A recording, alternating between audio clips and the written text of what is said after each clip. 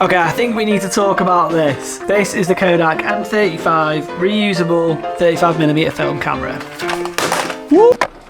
Now, if you subscribe to this YouTube channel, you've probably already seen my video about this camera that I made about a year ago, where I pretty much described it as a useless piece of So I thought that maybe in my last video I was possibly a bit too harsh on this camera. So what I thought I would do is I would throw another roll of film through this and see if my opinion changes.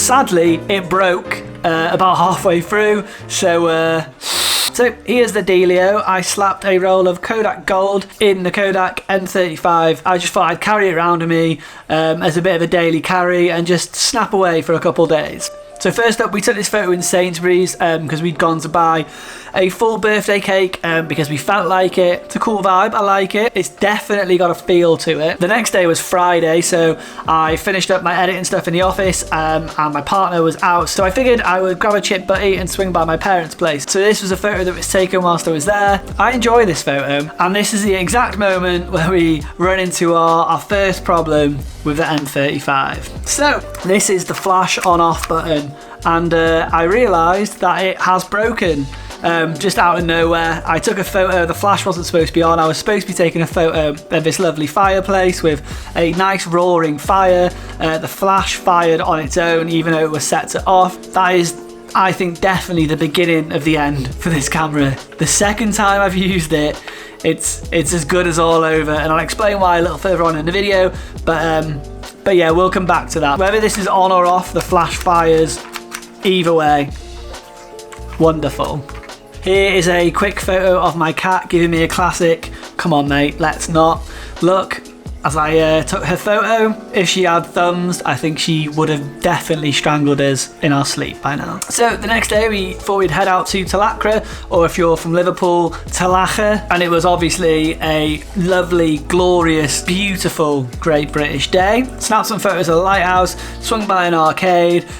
Even though this is like dangerously underexposed, this is probably one of my favourite shots from the whole roll. One of the big issues with this camera is that there's no light meter, and even if you were to be using like an actual like separate light meter, it wouldn't matter anyway because you can't change the settings at all. Because it's F10, I know that this is going to be underexposed, and the little feeble flash doing its best, little Bob Cratchit from the Muppets Christmas Carol, like, please sir, I'm doing my best. It's not going to do anything, is it? Let's be real. So this is just another example of potentially photos that just simply aren't going to work with this camera. But with that being said, if you're smart about scanning and fiddling a little bit in post, then you know you can make these work, and I really like how this looks. It's got a really dirty, horrible look to it, but it's got a look, if you know what I mean. After this, we headed back to the van for some hot chocolate.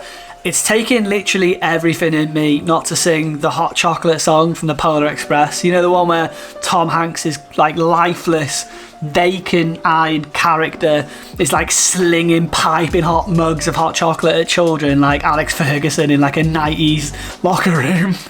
You know the one, you know the one. It's a banger though. What a film, what a film. Creepy, but what a film. I hope Billy's okay.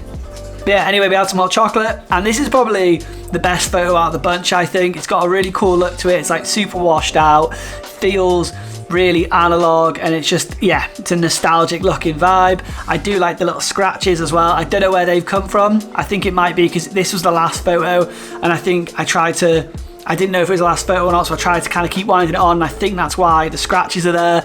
I think it adds to the photo. I think it gives it more of an analog feel. And yeah, I'm really, really stoked on this photo. I think this one's sick. So that's the roll.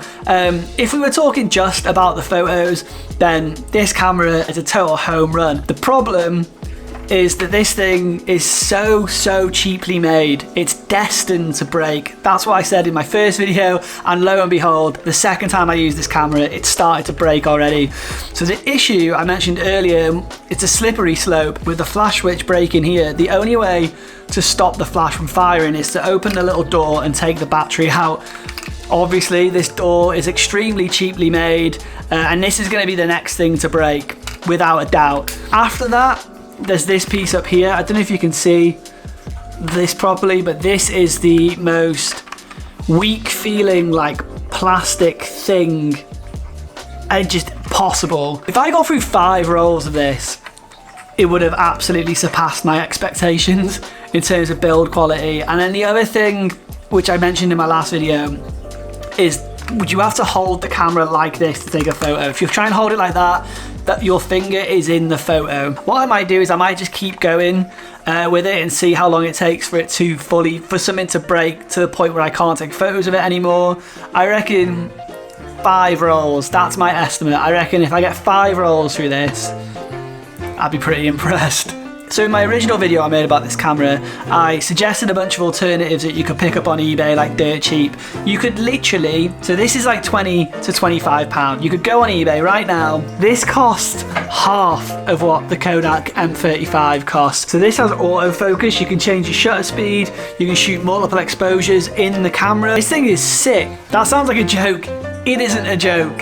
Yeah, you'd have to buy a lens, you can pick one up for like a £5. It's still substantially less than buying a Kodak M35. The way that this is being pitched is like as a beginner, here's your first film camera, and here's your first film camera, this is an awful choice. Like if you look at these two cameras and you're like, one of these costs half of what the other one costs, you really start to realize what a bad way to spend money this is. I totally stand by what I said. I think you're better off spending the money you would spend on this on pretty much anything else that gives you some control over your image. I hope you enjoyed this video. I'm going to keep throwing film through this camera until it breaks.